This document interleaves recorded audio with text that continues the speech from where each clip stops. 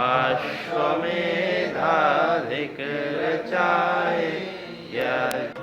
ॐ उद्बुद्धस्वाग्ने प्रतिजागे अमिष्टापूर्वे संसिजेथामयं च अस्मिन् सदस्ये अधुतरस्मिन् विश्वे देवा शमानससीदता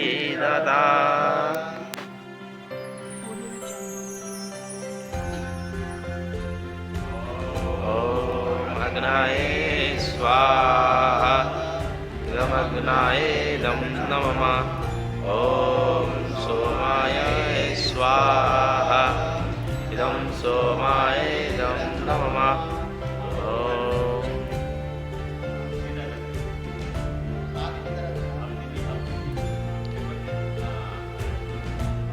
ॐ प्रजापते स्वाहा इदं प्रजापतये इदं नमः ॐ इन्द्राय स्वाहा इदम् इन्द्राय इदं नमः ॐ सर्वं मये पूर्णं स्वाहा ॐ भूर्भुवस्वः तत्सवितुर्वरेण्यं भर्गो देवस्य धीमहि धियो यो नः प्रचोदयात्।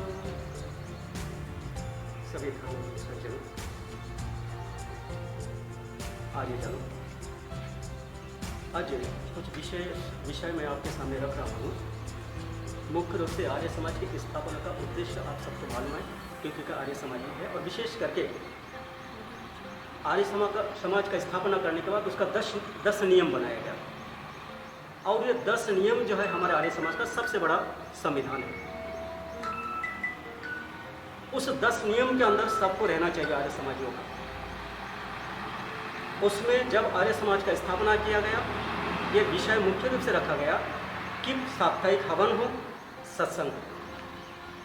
ये सत्संग और हवन चलेगा कैसा, उसमें नियम बनाया गया। जो आर्य समाज होगा अपने आय का 10वां भाग समाज को दान करेगा, या जिसको जैसा आय है, या आर्य समाज चाहे तो उस शुल्क को निर्धारण कर सकता है।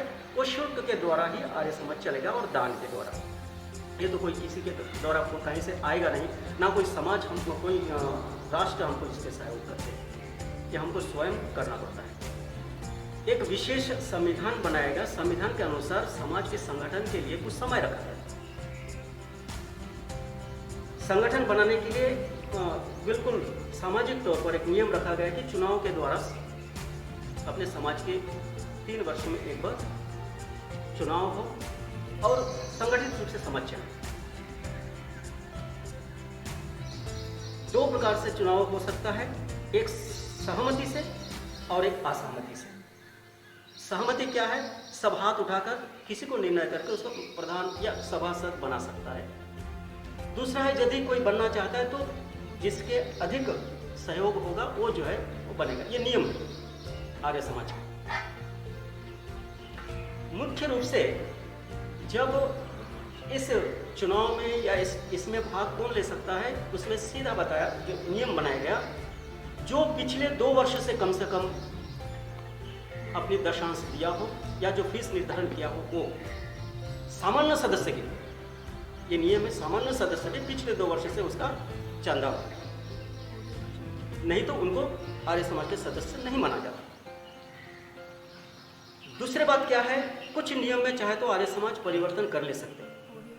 और यदि कोई पदाधिकारी इसमें बनना चाहता है, उसको कम से कम 75% सत्संग में उपस्थिति हो। ये विशेष नियम है। मैं आप सबको जो है आज नियम भेजूंगा, आप लोग जो है पढ़िए, उसके बाद देखिए नियम में क्या बताया गया है, आर्य समाज की स्थापना किस लिए हुआ, इसका उद्देश्य क्या है और किस प्रकार से समाज को चलाना चाहिए। जहाँ तक हमारे समाज की बात है, वास्तव में इस समाज के आर्य समाज का उतना प्रभाव नहीं है। पिछले कई वर्षों से हम जितने सदस्य हैं उतना ही है, हम कुछ इसमें विस्तार नहीं कर पाया। इसके पीछे कई कारण हो सकता है, क्योंकि यहाँ पर आर्य समाज के उतना प्रचार नहीं कर रही हो। और जहाँ तक आर्य समाज के मुख्य उद्देश्य है मुक्ति को प्राप्त करना, और मुक्ति को प्राप्त करने का 8 ही साधन है, उससे दूसरा कोई उपाय नहीं। तो सत्संग में, सत्संग होता किस लिए है, उस विषय पर चर्चा होती है। और हम आर्य समाज उस और अग्रसर हो तथा उसमें हम स्वयं, क्योंकि यदि कोई मुक्ति चाहता है तो अकेले में मिलेगा, सब मिलकर नहीं मिलेगा, उसके लिए खुद को प्रयास करना पड़ेगा। सत्संग उसके लिए आवश्यकता है, क्योंकि सत्संग में उस विषय पर चर्चा हो और लोग उसमें आचरण करें, और विशेष करके आर्य समाजियों को आचरण देकर दूसरे सीखे। लेकिन शायद हम ऐसा कर नहीं पाया। हम कई वर्ष से 25-30 वर्ष से आर्य समाज चला रहे हैं, हम समाज में ऐसा प्रतिष्ठित नहीं बन पाया। इसके पीछे कोई कारण हो सकता है, उस पर जो है हमको विचार करना चाहिए। तो मैं आप सब लोगों से निवेदन करूंगा कि आर्य समाज जिस उद्देश्य के लिए स्थापित हुआ है उस उद्देश्य से चलाते रहे, सब मिलकर प्रयास करें, तो शायद इसकी और अभिवृद्धि हो सकता है।